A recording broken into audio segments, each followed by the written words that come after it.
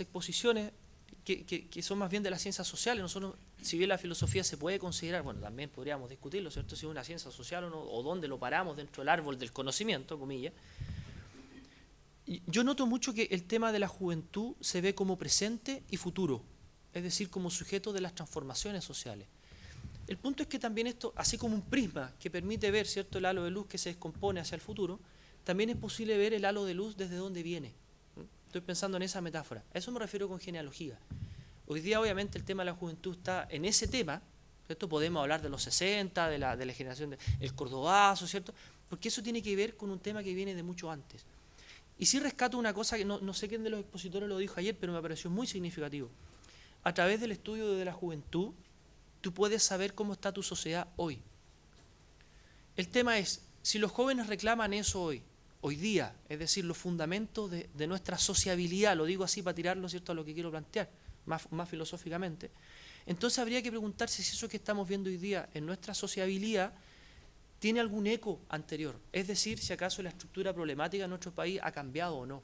¿Ya?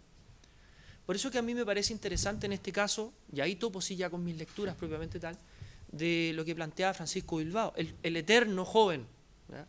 El despeinado eterno, ¿cierto? Hay Hugo ayer me citaba un artículo que finalmente se me olvidó ayer revisarlo, que algo así, ¿cierto? Como Francisco Bilbao, el filósofo joven, o algo así, ¿cierto? Como era el título, que muchos lo plantean así. Me acuerdo que Gabriel Salazar en este texto, que le los dos para poder entenderlo, ¿cierto? El tal peones, proletarios y labradores, que es el primero, ¿cierto? Después está el otro, que es mucho más gordo, que es el banquero, capitalista y empresario, creo que algo así, ¿cierto? En ese texto, en alguna parte de sus 800 y tantas páginas, se acuerda de Bilbao. Entonces dice, Bilbao viene de la burguesía, estoy pensando siglo XIX, ¿cierto? Viene de la burguesía, de una familia acomodada, pero es un joven, ¿ya? Es un joven disconforme con su situación, porque él podría haber vivido perfectamente la plutocracia, ¿cierto?, la vida aristocrática, las comodidades, pero prefirió no hacerlo, sino que fue un joven rebelde de su época. Claro, Salazar también dice, retoma ese episodio, ¿cierto?, ya cuando la Sociedad de la Igualdad tenía sus primeros discursos y Bilbao tomaba, y bueno, no había micrófono, pero tomaba, ¿cierto?, la palabra, empezaba a hablar, y que los trabajadores, hay alguien que toma, parece que es Santiago Arco, el que hace esa nota, y dice, bueno, no le entendieron nada, pero igual lo aplaudieron. ¿Ya? Entonces Salazar dice, ve, ahí pasa porque el tema filosófico siempre ha sido demasiado alejado de estas cuestiones. ¿Ya? Quiero retomar el primer texto de Bilbao, que lo escribe muy joven, por allá por 1844, que es Sociabilidad chilena, precisamente. Quiero tomar la estructura problemática del texto y ver de qué manera esto puedo conectar genealógicamente con el tema de las protestas sociales de los jóvenes, porque no son los adultos ni los viejos los que están saliendo a la calle, sino que salen a apoyarlos a ellos. ¿Ya? Ellos están, o sea, el juvenilismo hoy está a toda marcha en Chile. Entonces hay que ver si eso conecta con esto otro, para entender que la juventud ha golpeado una y otra vez la misma puerta y que esa puerta no se ha abierto. ¿No? ¿Qué es lo que reclama Bilbao en Sociabilidad chilena? Algunas precisiones.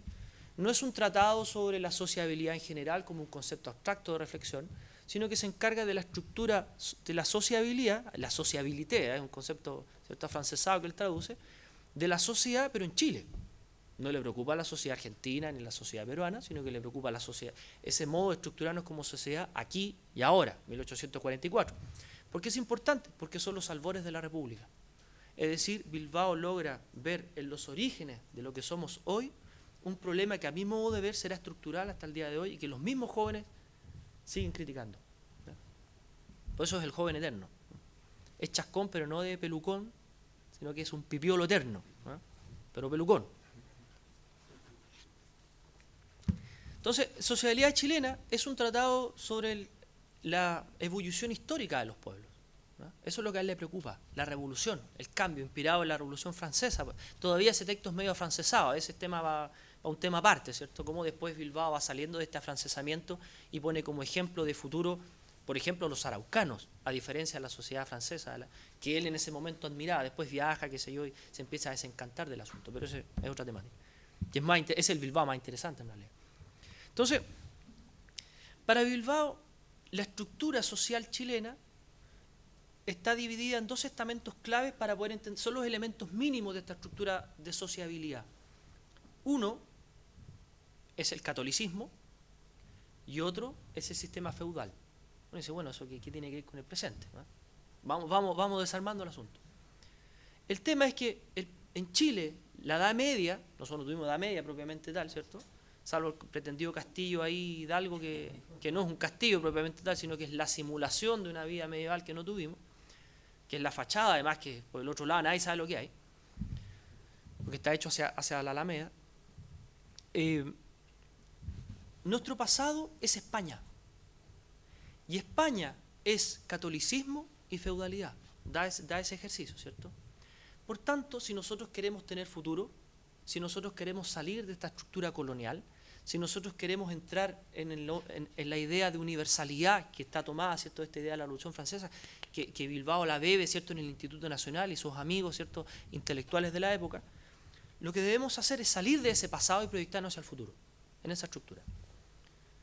¿Qué implica esto?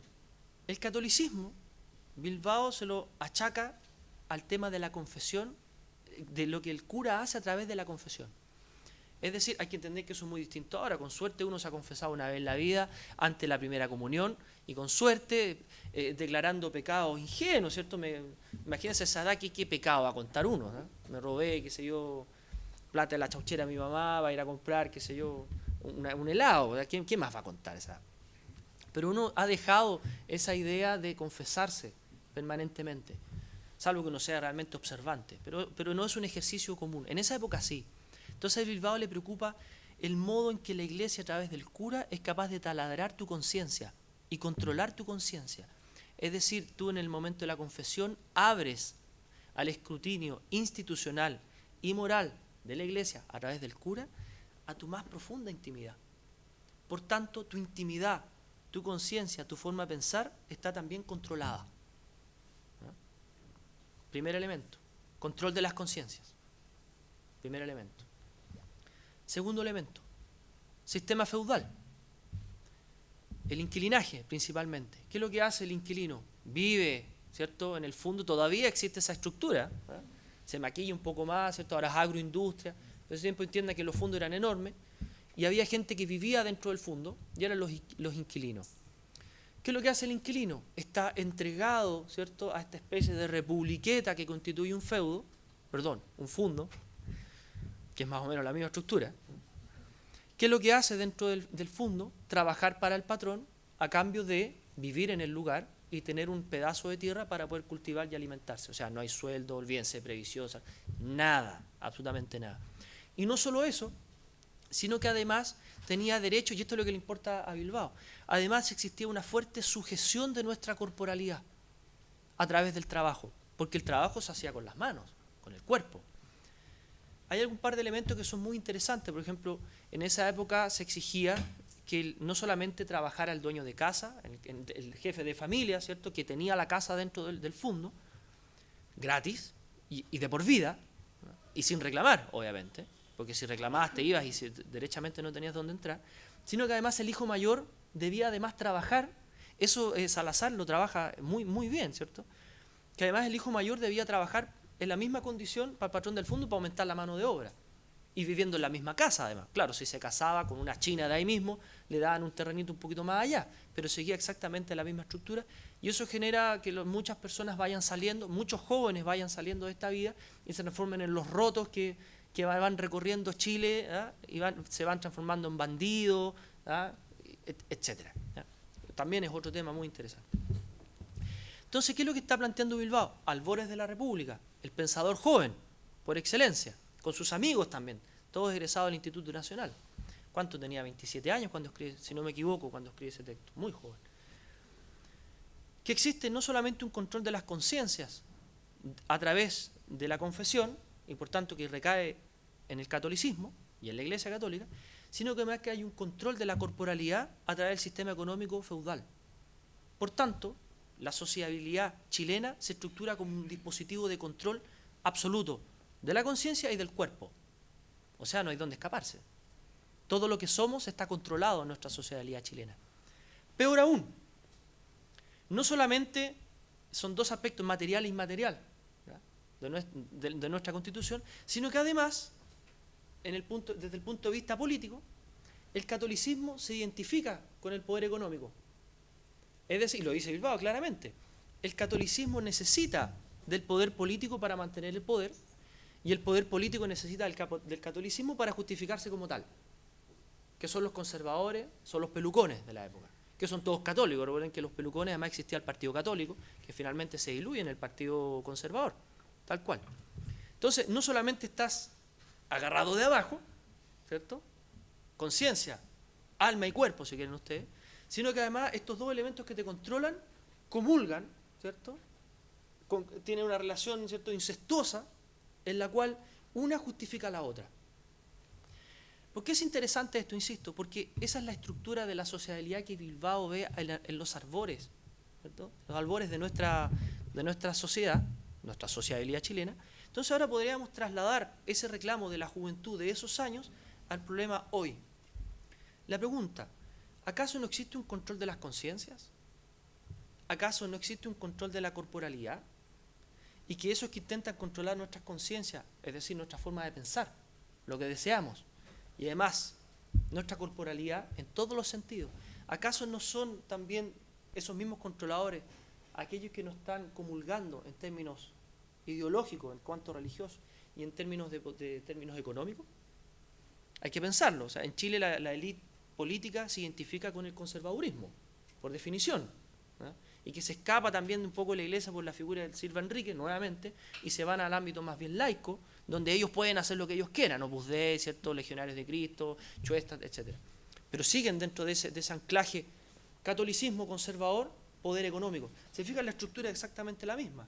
Cambia el contenido, ya no es el feudo, pero es la empresa.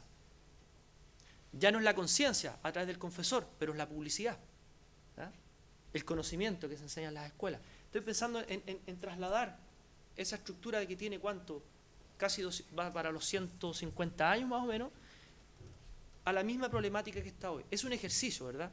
Es decir, bueno, hay un desplazamiento, ha cambiado esa estructura de control que reclamaban los jóvenes en esa época, a esa estructura de control que reclaman los jóvenes hoy día.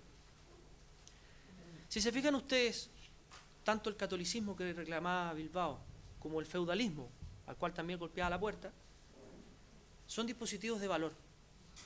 Valores éticos a través del catolicismo y valores económicos. Es decir, la objeción de esa época es una objeción profundamente ética, ¿verdad?, no en el sentido de cómo va la conciencia respecto de la norma de acción, sino en el sentido de que es una forma de habitar, como etos, ¿cierto?, que va determinando en términos de valores el cuerpo y el alma. Hoy día tenemos que entender que no es solamente un tema de control de conciencia desde la publicidad, el neoliberalismo y lo que sea, y además los que se benefician de ello, que además son los mismos, por los dos lados, sino que al mismo tiempo tiene que ver una cuestión de los valores, qué queremos como país, para dónde vamos, qué hay que hacer, qué no hay que hacer. Por ejemplo, salir a la calle no hay que hacerlo. Vean las líneas editoriales. Tú lees el Mercurio, son encapuchados, vándalos, delincuentes, y si lo lees en otra prensa te van a decir los estudiantes, y son los mismos. Es el mismo acto, sin embargo está controlado además la imagen. ¿Se fijan? Hay un control. Mi modo hipotético, esto es una reflexión que yo estoy realizando permanentemente a partir de los hechos que van sucediendo, y también mi incursión loca pero entretenida en la prensa también, ¿cierto?, de estos artículos sueltos, que sé yo, que la verdad es que me divierten harto.